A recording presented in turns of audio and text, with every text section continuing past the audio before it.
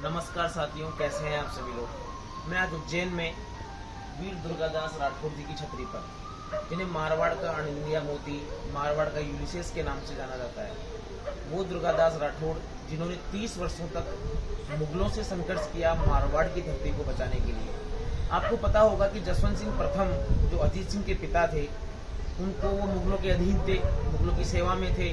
उनको अफगानिस्तान भेज दिया जाता है और जमरूद अफगानिस्तान में उनकी मृत्यु हो जाती है। उस समय उनकी 2 पत्नियां गर्भवती होती हैं।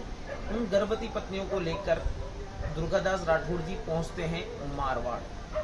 मारवाड़ जैसे ही पहुंचते हैं तो औरंगजेब का बुलावा आता है कि आप एक काम करें, इनको लेकर यहाँ पर आ जाएं। उस समय अजीत सिंह का जन्म हो चुका है।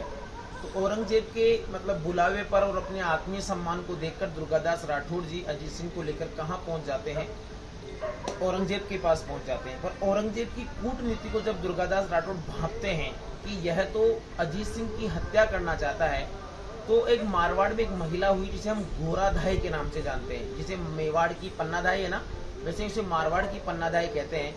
तो अजीत सिंह को बाहर कैसे निकाला जाए, तो दुर्गादास राठौड़ जी ने एक बिल्कुल अच्छा प्लान सेट किया और गोराधाई ने अपने पुत्र का बलिदान दिया।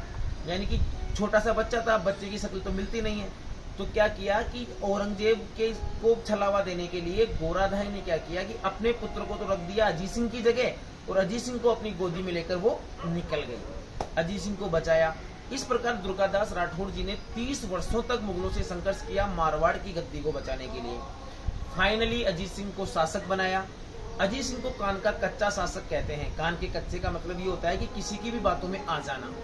दुर्गादास राठौड़ और उनका आधिपत्य देखकर और जो बाकी सूबेदार थे वो परेशान थे। उन्होंने दुर्गादास राठौड़ के प्रति अजीत सिंह के मन में कुछ भावनाएं भर दी। तो क्या लगा कि कान का कच्चा मान गए कि दुर्गादास राठौड़ का तो आधिपत्य है। तो अजीत सिंह ने दुर्गादास राठौड़ जी को मारवाड़ से निष्कासित कर दिया। दुर्गादास राठौड़ मेवाड़ चले गए। उस समय मेवाड़ के शासक थे राज सिंह। औरंगजेब वाला कंसेप्ट श्रीनाथ जी वाला आपको पता ही होगा। वहां पर उनको बहुत अच्छा पद दिया गया राज सिंह के द्वारा। फाइनली फिर वो भक्ति में लीन होकर निकल गए कि नहीं, मुझे अब राजपाट से कोई मतलब नहीं है, मैं भगवान की भक्ति में लीन होना चाहता हूँ। वो बाबा महाकाल की नगरी उज्जैन में पहुंचे और मैं आज उज्जैन में हूँ दुर्गादास राठौड़ जी की छतरी पर। मुझे बड़ा अच्छा आत्मीय भाव निकल कर आ रहा है कि आज मैं अपने महापुरुषों की छतरी पर हूँ। यहाँ पर आकर उनका निधन हुआ। सिप्रा नदी के घाट पर आप देख सकते हैं, उधर सिप्रा नदी भी है। सिप्रा नदी के जस्ट घाट पर ही दुर्गादास राठौड़ जी की छतरी है।